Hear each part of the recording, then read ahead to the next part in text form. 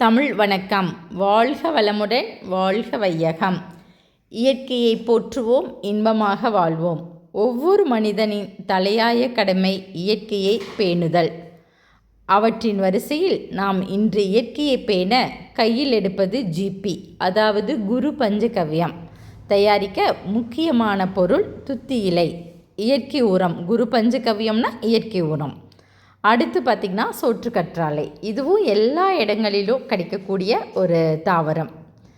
மாட்டு சாணம், கோமியம், இந்த ரெண்டையும் சம அளவு எடுத்துக்கணும். இப்போ சாணம் 4 கிலோ அப்படின்னா கோமியம் 4 லிட்டர் எடுத்து 2 பக்கெட்டில் நான் கலந்துட்டேங்க. அப்போ கொஞ்சம் கலக்கிறதுக்கு நமக்கு எளிமையாக இருக்கும். அதனால் இந்த குரு பஞ்சகவ்யத்தை அறிமுகப்படுத்தியவர் பார்த்திங்கன்னா சித்த மருத்துவர் ஜெகத்குரு ஐயா. மிகப்பெரிய ஒரு பசுமை புரட்சி செஞ்சிட்ருக்காருங்க.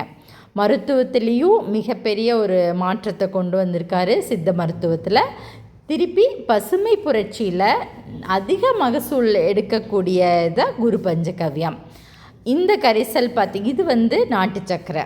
இப்போது நாட்டு சர்க்கரையை இந்த கரைசல் கூட நான் சேர்த்திக்கிறேன். இந்த கரைசல் என்னென்னா, அப்போது காமிச்சிங்க இல்லையா, துத்தி இலையும் சோற்றுக்கற்றாழையும். சோற்றுக்கற்றாழை 4 கிலோ, துத்தி இலை 2 கிலோ, ரெண்டையும் மிக்சியில் நல்லா பேஸ்ட் மாதிரி அரைச்சி எடுத்துட்டு நாட்டு சர்க்கரையை சேர்த்து என்ன பண்ணணும் அப்படின்னா, வலதிலிருந்து இடது சுழற்சியாக 60 முறை டெய்லி காலை மாலை சுழற்சி செய்யணும். அதுக்கப்புறம் வெள்ளை துணியில் நல்லா வெயில் படாத மாதிரி எடுத்து வச்சிடணும். நான் சாணம் கோமியத்தோட மழைநீர் ஆட் பண்ணேன். நைட்டு நல்லா மழை பெஞ்சதுனால அந்த மழைநீர் ஆட் பண்ணியிருக்கேன். மழைநீர் மிகவும் ஒரு சிறப்பு வாய்ந்த அமிர்தம்னு சொல்லுவாங்க இல்லைங்களா.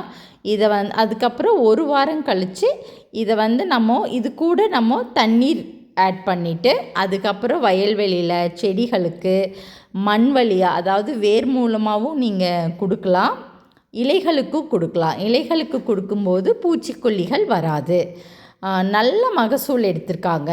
நிறைய அன்பர்கள் நெல் விவசாயத்தில் மகசூல் எடுத்திருக்காங்க. நாமும் பயன்படுத்துவோம். நன்றி.